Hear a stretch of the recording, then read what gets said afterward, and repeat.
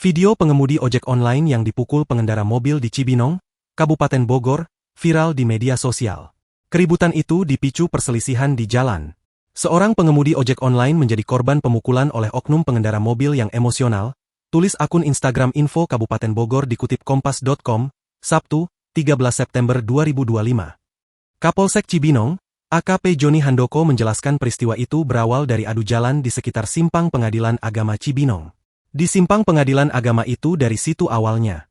Infonya dari mobil, ojolnya jalan di tengah. Karena nggak dikasih jalan, disaliplah sama si mobil dari kanan, kata Joni kepada wartawan. Diduga, pengemudi ojol kaget lalu menggebrak mobil 3 kali. Pemobil tidak terima dan mengejar hingga Simpang Cikaret. Di sana terjadi cekcok hingga pemobil melayangkan pukulan ke arah helm ojol.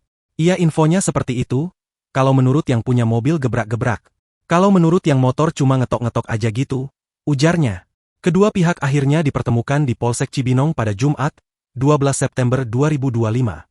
Mereka sepakat berdamai dan tidak membawa masalah ini ke jalur hukum. Kami menghadirkan kedua belah pihak agar masalah dapat diselesaikan secara damai sekaligus meluruskan informasi yang berkembang di masyarakat, kata Joni.